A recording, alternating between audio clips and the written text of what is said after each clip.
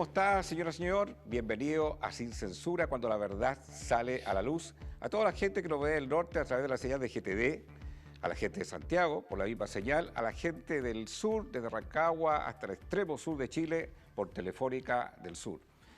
Hoy nos acompaña un abogado de profesión, es diputado de la República por el distrito número 28 de la región de Magallanes, la Antártica chilena. Bienvenido a Sin Censura, Gabriel Boric.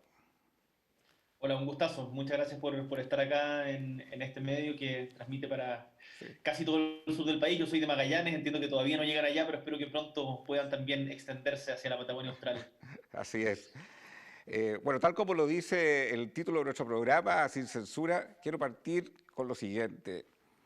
Joaquín Lavín se define como socialdemócrata. No sé qué es lo que es socialdemócrata, pero Gabriel Boric se define como comunista, socialista. ¿Cómo se define ideológicamente, políticamente, Gabriel Boric?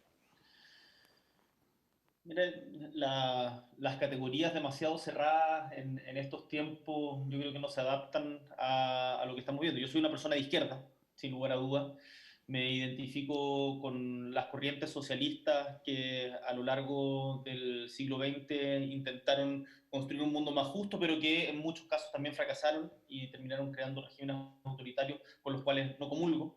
Y hoy día yo creo que la definición más que una definición de ismo o de categoría, en torno a la contingencia. Y hoy día lo que nos demanda la contingencia es estar en permanente campaña por una nueva constitución para poder mejorar las condiciones de justicia e igualdad que hay en nuestro país.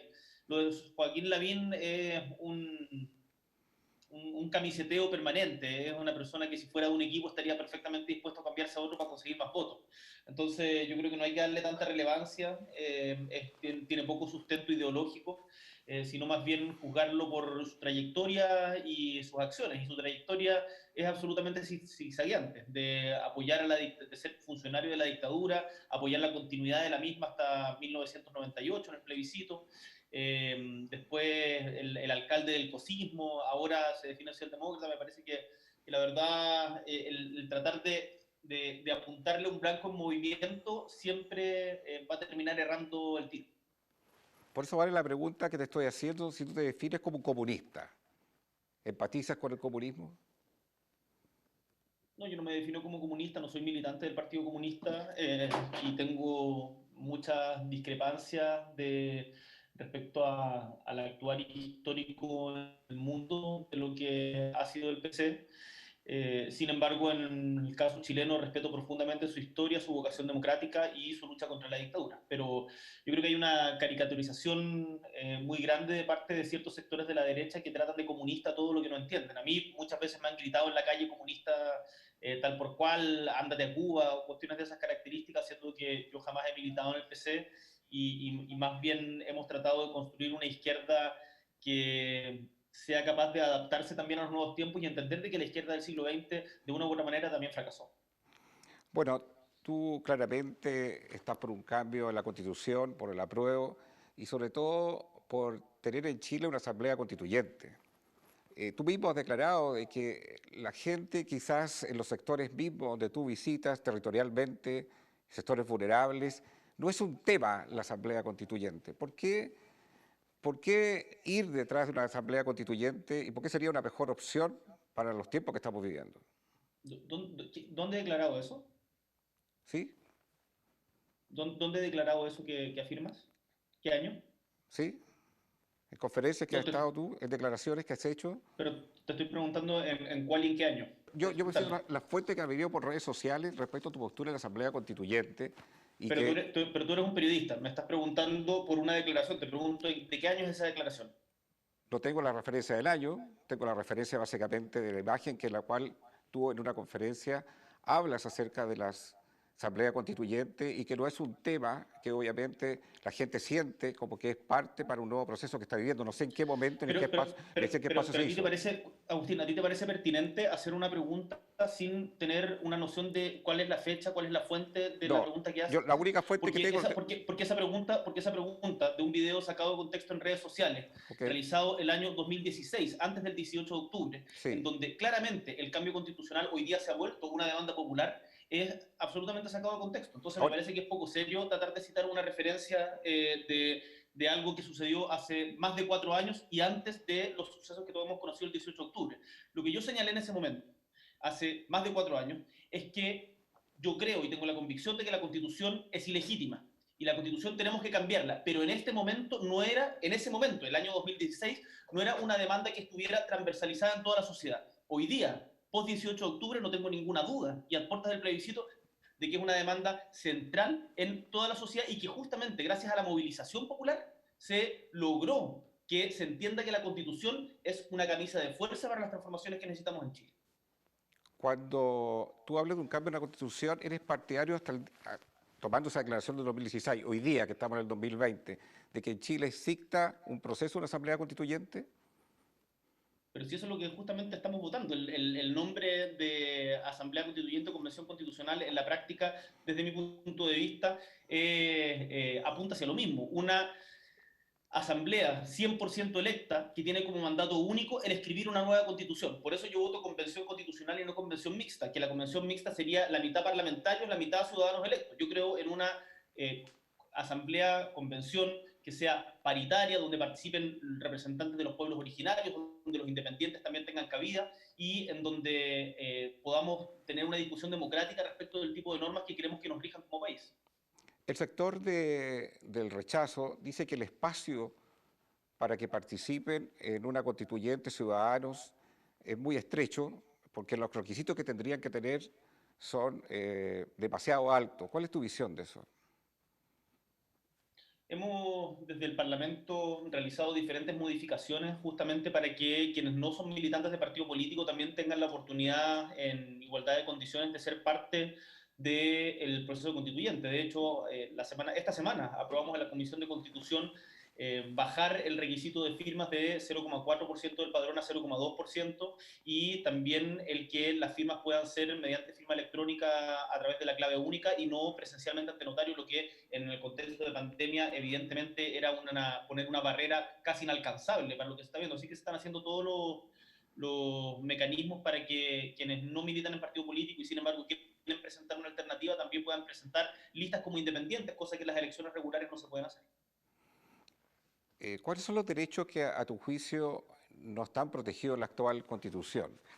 Porque también por el lado del rechazo se dice que muchos de estos derechos sí están protegidos, se han hecho una cantidad de reformas, no es la misma Constitución con la cual se partió el año 80, ¿y por qué habría que cambiar esta Constitución y qué derechos no están hoy día de alguna manera protegidos en la actual Carta Constitucional?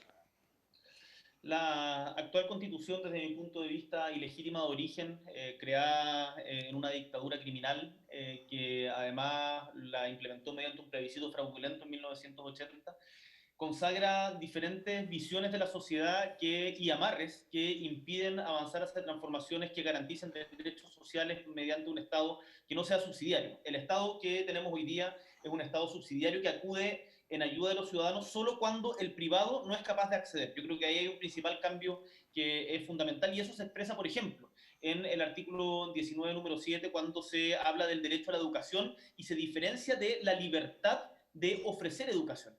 En la Constitución hoy día está asegurado mediante recursos de protección la libertad de educación, por lo tanto, la posibilidad de ofertar y de que la educación sea un negocio, pero no está defendido el derecho a la educación misma. Lo mismo el derecho a la vivienda. Ahora, yo tengo absolutamente claro que la Constitución no es que tú le cambies el texto y al día siguiente todos somos felices. No, esto es un proceso largo, pero hoy día la Constitución tiene un montón de normas que han impedido avanzar en transformaciones que permitan, por ejemplo, que el agua sea un derecho, que el CERNAC tenga facultades fiscalizadoras o que, por ejemplo, avancemos hacia mayor descentralización, que yo me imagino que como este es un medio regional también debe estar interesado en que haya mayor descentralización y que las decisiones no se tomen solamente en Santiago. ¿Por qué por la vía de cambiar la Constitución no se puede hacer una mejora en todo lo que tú acabas de decir, en los temas de derecho de la educación, del acceso a la educación, en los temas de salud, en los mismos temas que hay una polémica al respecto en distintas áreas? ¿Por qué no se tiene que lograr por la vía de la reforma y no por la vía de un cambio en la Constitución? Porque han tenido 30 años para hacerlo y no lo han hecho. ¿Pero se han logrado avances o se han logrado avances? Las cosas no son en blanco y negro. Uno no puede decir que no se ha hecho absolutamente nada. Se han hecho algunas cosas, pero han sido insuficientes. Yo creo que la movilización que se produjo del 18 de octubre en adelante dio cuenta de que las instituciones no eran capaces, tal como están hoy día, de procesar las demandas de la ciudadanía. Tenemos una ciudadanía mucho más empoderada que está exigiendo transformaciones a una mayor velocidad y tenemos un sector de la política chilena que ha sido reacio a cambiar la constitución y que ha presentado recursos de inconstitucionalidad respecto de infinitos temas, muchísimos temas para evitar su transformación y porque además la constitución y uno de los sentidos de que sea a partir de una hoja en blanco y que por lo tanto no hay una referencia directa a la constitución del 80 en este proceso es justamente de que no vamos a estar sujetos a los quórums de veto que hoy día, a la posibilidad de veto que hoy día tiene un sector minoritario de la población. ¿Tú eres partidario de partir una hoja en blanco? Pero no es que yo sea, o sea, no es que yo sea partidario, así va a ser. ¿Por qué crees que es lo mejor ese camino? Pero tú eres, ¿cuál es tu opinión respecto a la Constitución? ¿Tú qué vas a votar? Yo soy el que estoy entrevistando.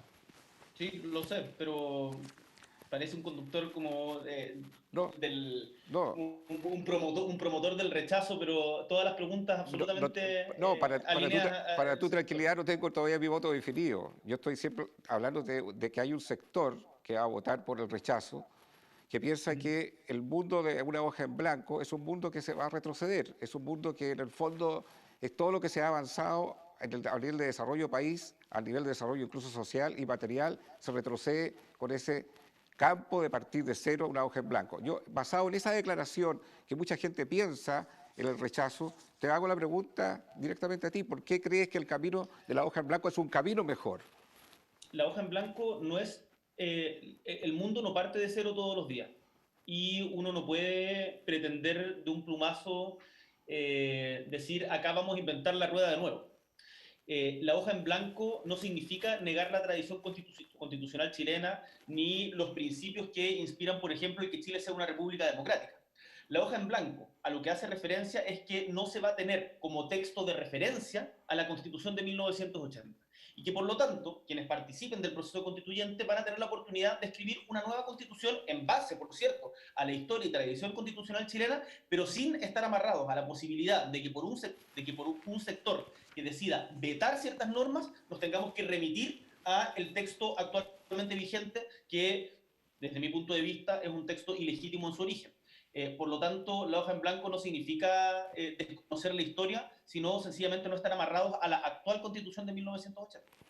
Una de las expectativas que tiene la gente con el cambio de la Constitución es que efectivamente lo que acabas de mencionar tú, que hay muchos derechos que la gente está existiendo, que no son igualitarios, en el tema de la salud, en el tema del acceso a la educación, en el tema de las pensiones.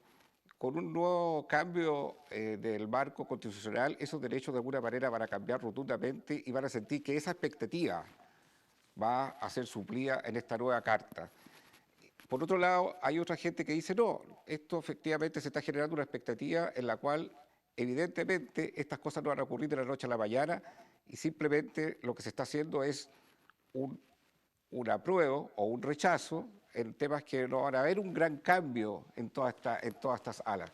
Y por eso te hago la pregunta nuevamente en estos temas. Si tú analizas hoy los temas de salud, los temas de pensión, los temas de educación, lo que actualmente está en Chile en esas materias, hoy día como está el marco constitucional, colocando en un escenario que gane el apruebo y se constituya una nueva Carta Fundamental Constitucional. ¿En qué va a cambiar esto en lo concreto para la gente que hoy día anhela esos cambios?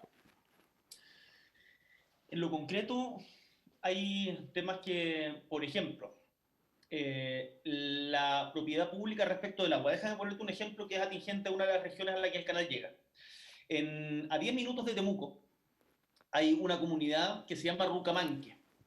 Esa comunidad que está a 10 minutos de una capital regional no tiene agua.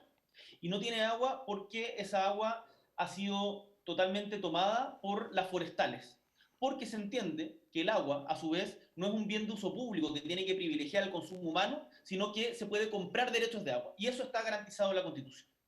Lo que nosotros se intentó votar cambiarlo en el Senado.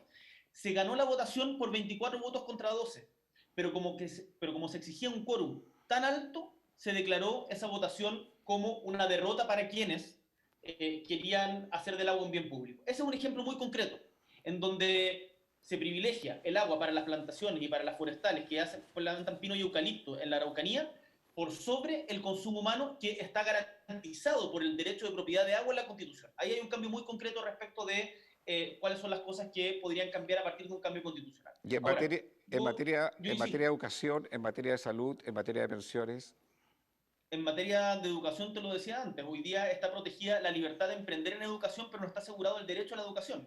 En materia de salud, por ejemplo, hoy día el 80% de los chilenos está en FONASA, el 20% está en ISAPRE. Sin embargo, parte importante de los recursos, tanto profesionales como públicos, que se destinan al área de salud a la salud privada, el 50% de los profesionales, doctores, que atienden, que egresan de las universidades, se van a trabajar en la salud privada. Ahora, ¿se va a solucionar todo esto de un plumazo solo por un cambio constitucional? No, va a ser un proceso más largo. Pero el cambio constitucional, al establecer las reglas que rigen todas las demás, van a permitir destrabar algunas cosas y que cuestiones como la salud, las pensiones, la vivienda, el medio ambiente, sean entendidos como derechos universales y no como aspectos en los cuales es posible realizar un usufructo de negocio, como sucede hoy en día, y por lo tanto yo sí creo que en ese sentido es fundamental el cambio constitucional, tal como hemos visto como la derecha defiende, por ejemplo, cuando se quería que el CERNAC tuviera atribuciones para poder defender a los consumidores, la derecha dijo que no porque eso atentaba contra la libertad de emprendimiento y por lo tanto se declaró inconstitucional. Por ejemplo, cuando se trató de establecer un concurso con requisitos de calidad para los directores de liceos públicos, de liceos particulares subvencionados, la derecha dijo que eso era inconstitucional porque atentaba contra la libertad de educación. Y adivine qué, el Tribunal Constitucional les dio la razón, porque tenemos una constitución que protege el negocio antes que los derechos. Y ese tipo de cosas, sin lugar a dudas, van a cambiar después del cambio constitucional. ¿tú eres partidario en el caso de un cambio en la Constitución que exista o no exista el Tribunal Constitucional?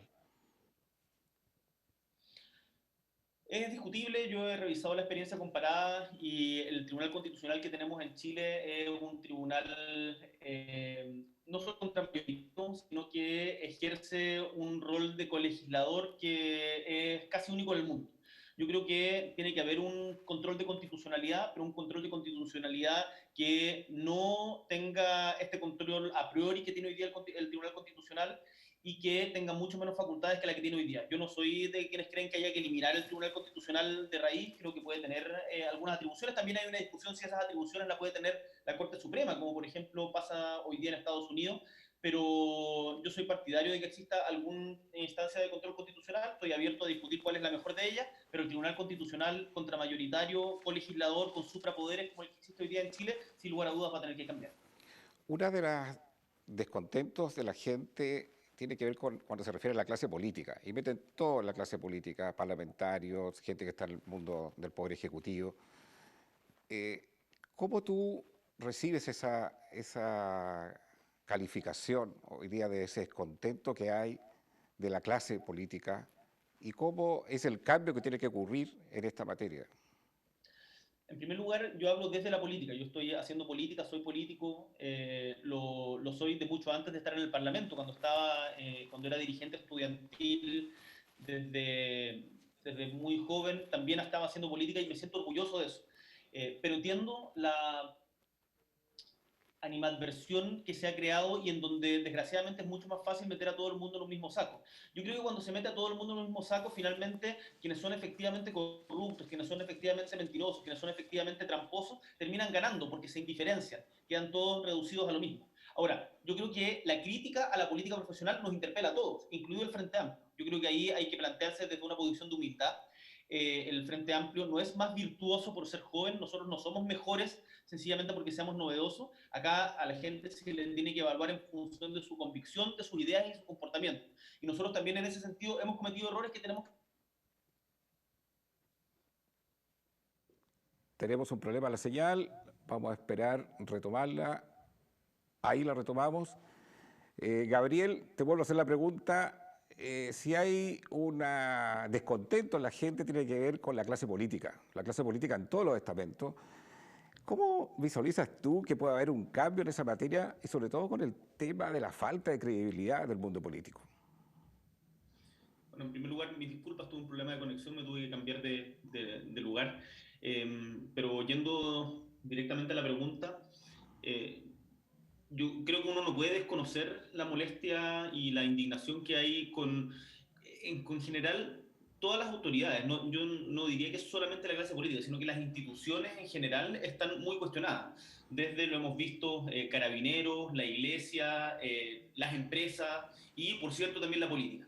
Y cuando hablamos de la política, yo creo que, a diferencia de otros que dicen, como que hablan de los políticos como si no lo fueran, yo estoy en política y me hago cargo, por lo tanto, y soy parte de la gente que es criticada hoy día. Y creo que hay que asumirlo con humildad. Creo que en vez de echarle la culpa al de al frente o echarle la culpa al adversario, uno tiene que partir por reconocer los errores propios, no mirar tanto la paja en el ojo ajeno, sino la viga en el propio. Y, y me parece que los cambios o sea, uno es una cuestión de transparencia. Yo creo que generó mucha indignación y con total razón todos los casos de financiamiento ilegal, los abusos de autoridad, y me refiero a casos el financiamiento que fue transversal de SQM, por ejemplo, que financiaban desde el Partido Socialista hasta la UDI, a abusos de autoridad de diputados que tratan de escapar a controles de seguridad y, bueno, un montón de cuestiones así. Nosotros tenemos que terminar de raíz con ese tipo de conducta y asumir de que, o sea, no asumir, somos ciudadanos que tienen las mismas responsabilidades que otros, no estamos por encima de la ley.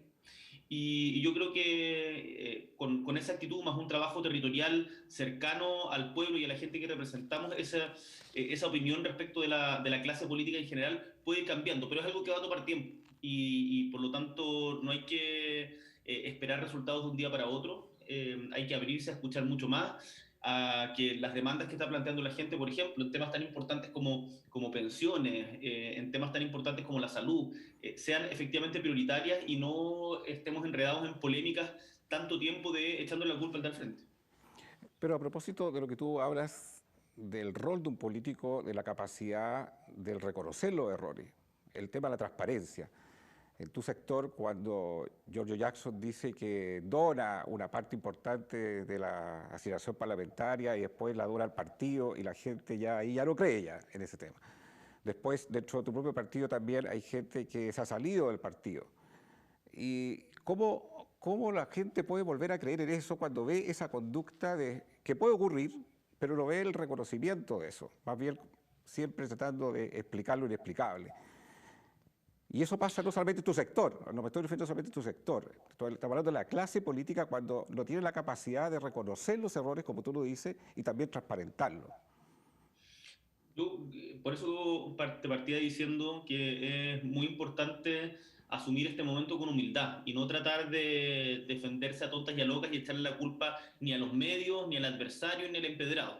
Uno tiene que, mi postura por lo menos es decir, cuando nos equivoquemos, reconozcamos y tratemos de enmendar. Yo creo que nadie, ni en política ni en la vida, está ajeno ni inmune a cometer errores.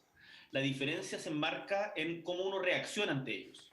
Si los niega, lo trata de meter debajo de la alfombra, le echa la culpa a otros o asume el error y trata de corregirlo. El- el- Yo el- he cometido errores, pero he particularmente en cometido ese errores. caso, en el caso de Jackson, cuando dice que donaba y después dice que donaba al partido, ¿dónde hubo el reconocimiento de ese error? ¿Dónde se plasmó? ¿Dónde se visualizó ese reconocimiento?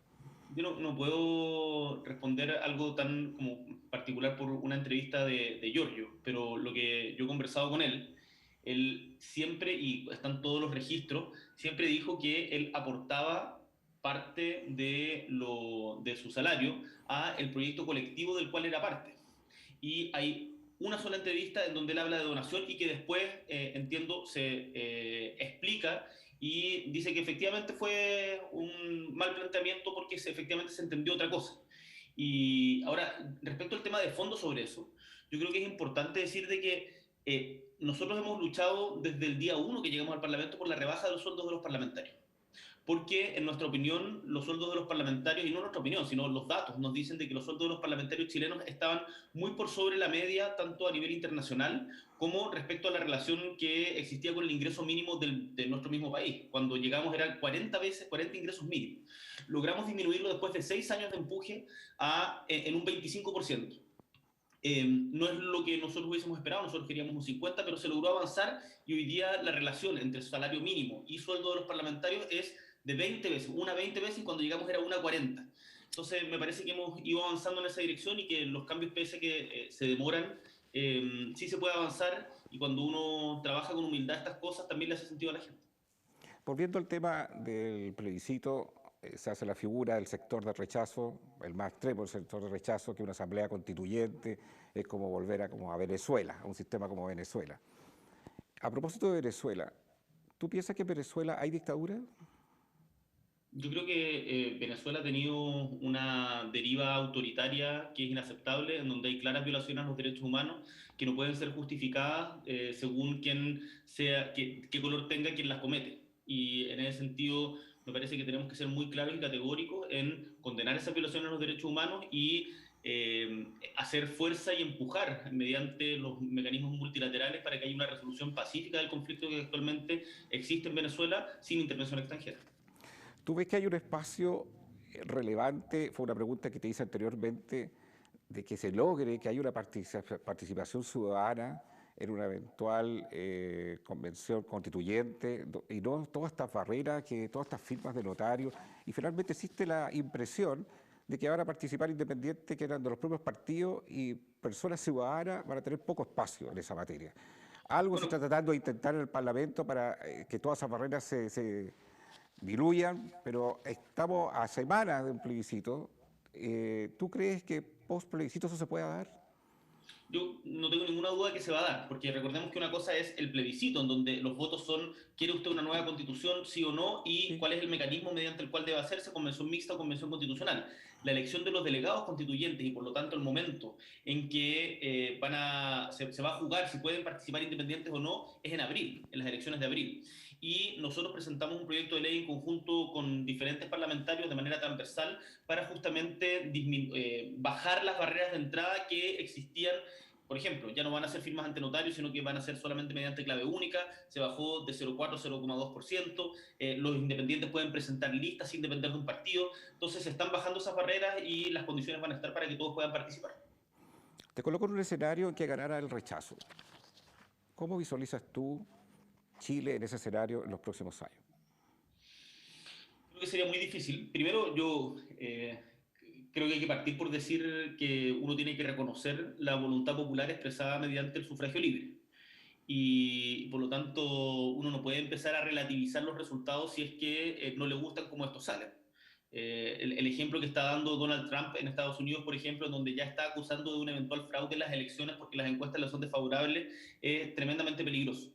Gane quien gane, gane el apruebo, gane el rechazo, gane la comisión mixta, la comisión constitucional, hay que acatar los resultados del pueblo.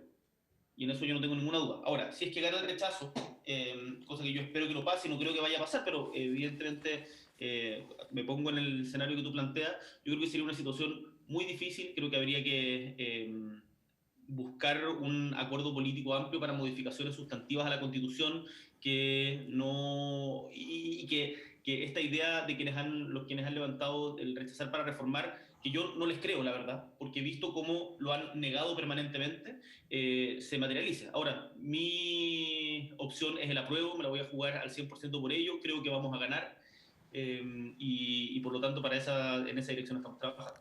¿Cómo ves el escenario de la participación de la gente?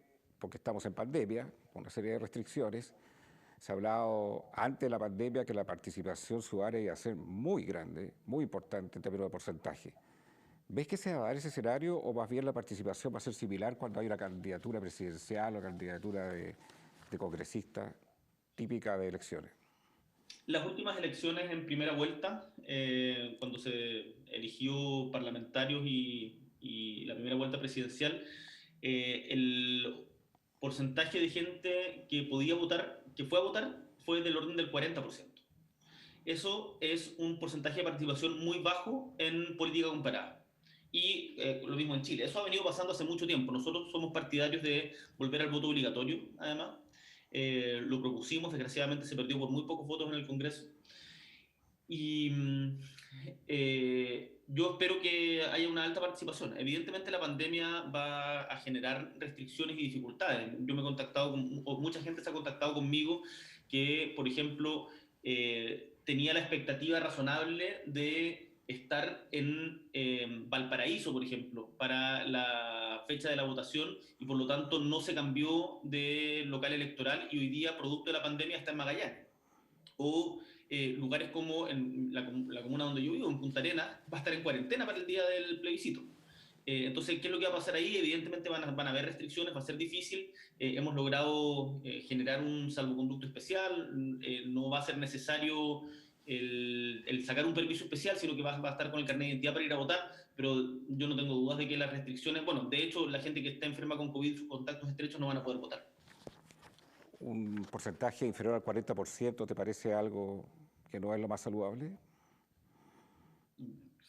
Sin lugar a dudas sería lamentable, pero yo creo que la legitimidad del proceso no es susceptible de ser cuestionada según el número y por lo tanto no voy a poner una cifra de bajo esto no vale. No, yo creo que el plebiscito va a valer con la gente que vaya a votar y por lo tanto tenemos que hacer todos los esfuerzos para que la mayor cantidad posible de gente vaya y se exprese ese día.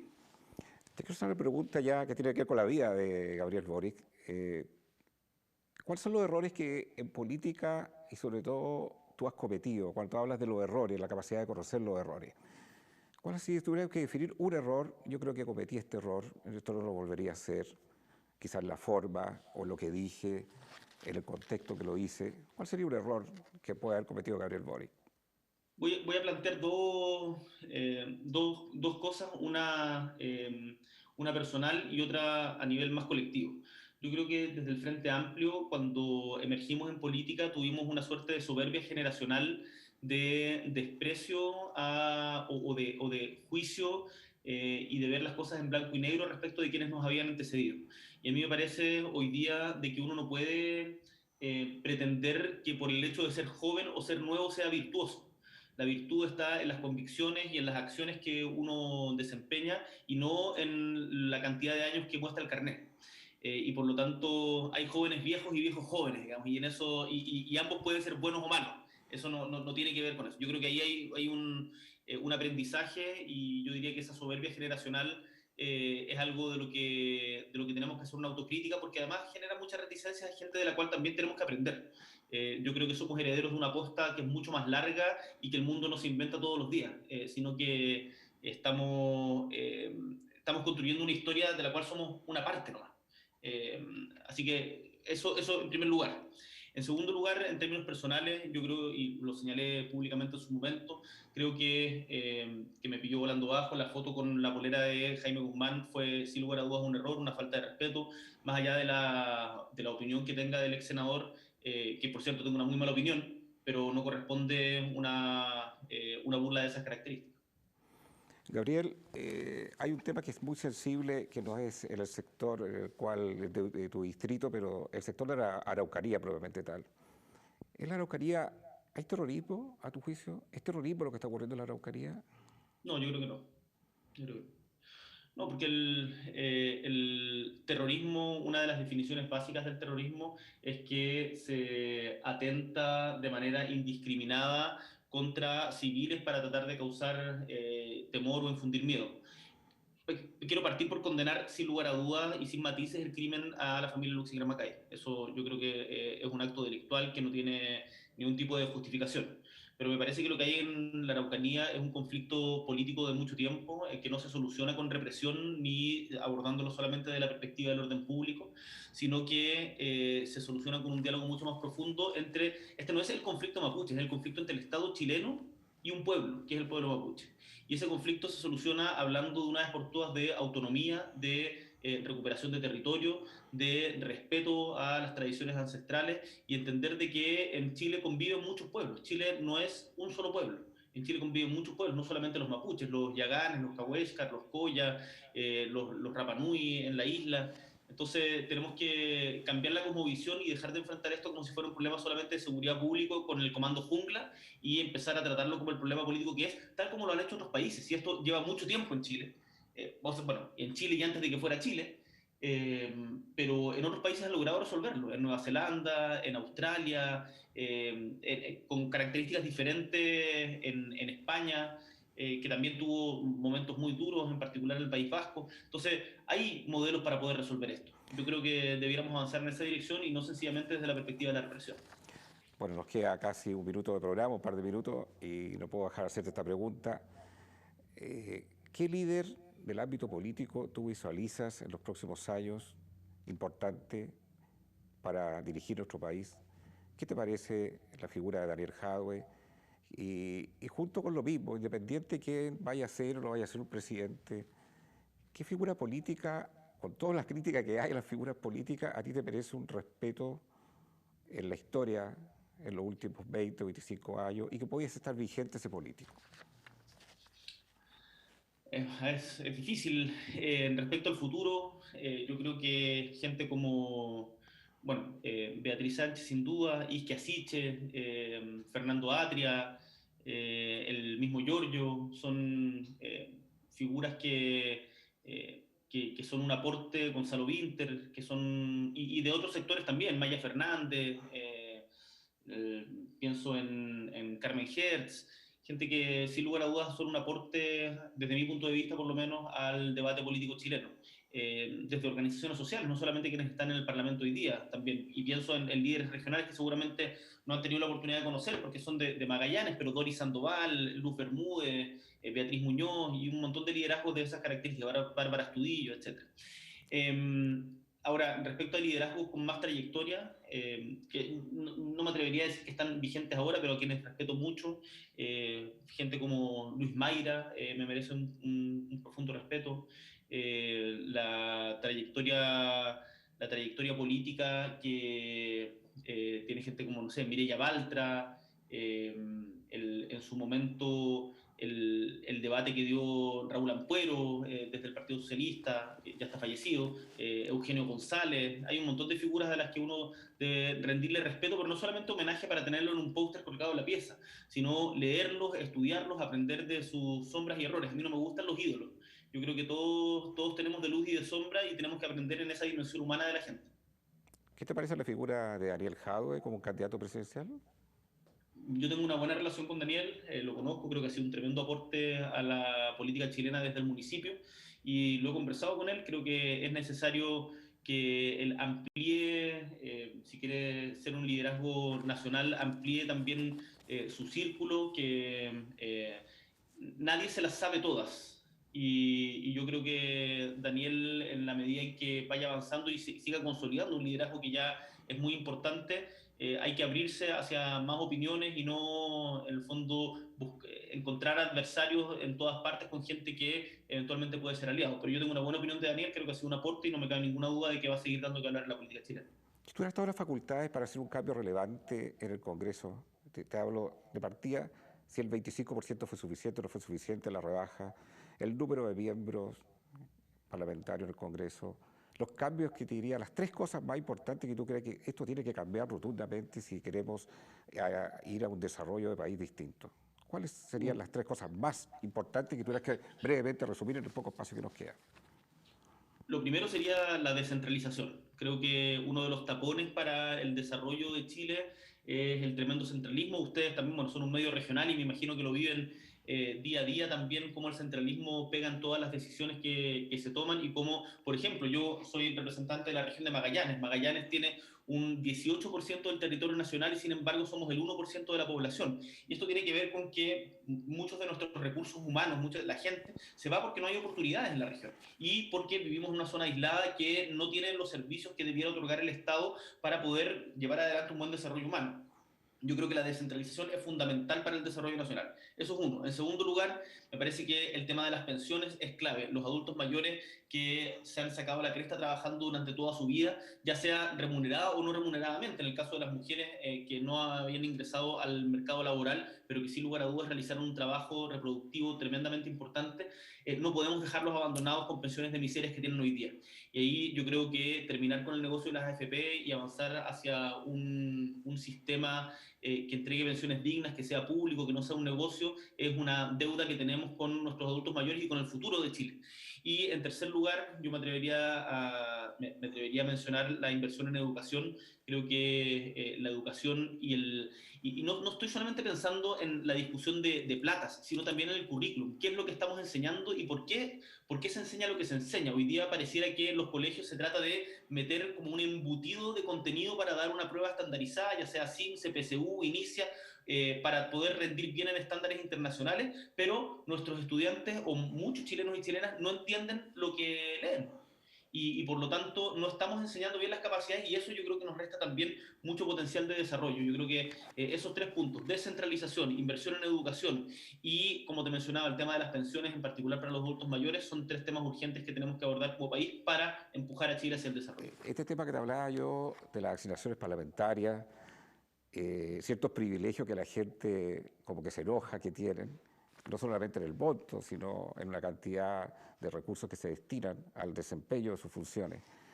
Hacen comparaciones también, serán ciertas o no serán ciertas, que sería bueno que un parlamentario, digamos, supiera qué es lo que es la salud pública, qué son los colegios públicos, qué es el transporte público. Se hace todo un debate en ese tema.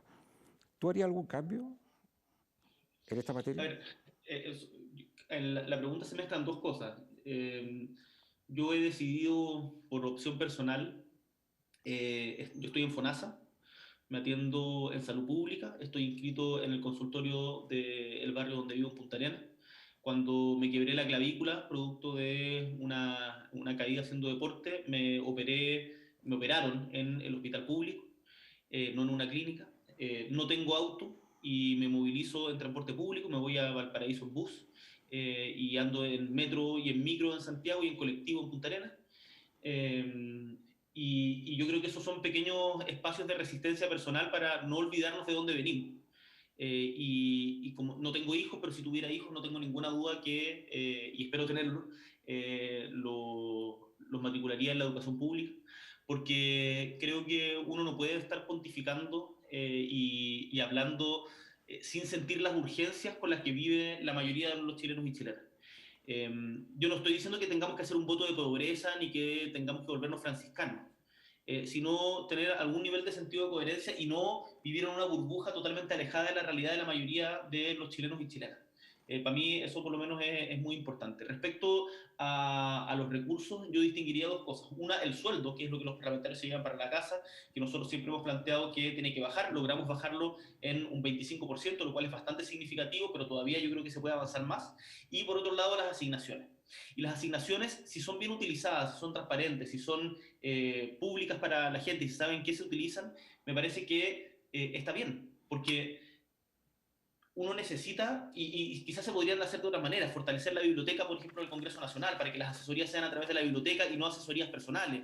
Pero nosotros, por ejemplo, en Magallanes tenemos una sede que la transformamos en un espacio comunitario y cultural, en donde todos los días, bueno, ahora con pandemia no, pero antes de la pandemia se reúnen sindicatos, artistas, y tú no le preguntas, oiga, ¿usted es de izquierda o de derecha? Si es de derecha no puede entrar. No, es una casa abierta porque es con los recursos de todos los chilenos. Me parece que es importante entender de que la democracia también cuesta recursos. Cuando yo escucho los argumentos, por ejemplo, de la gente del rechazo, diciendo cómo vamos a pagar un segundo parlamento, etcétera, etcétera, yo digo, bueno, claro, sería mucho más barato tener un sistema político en donde las decisiones las tomara una sola persona y no hubiera que pagarle a ningún parlamentario. Pero eso se llama una dictadura. Yo creo que la democracia es una inversión y que vale la pena invertir en democracia.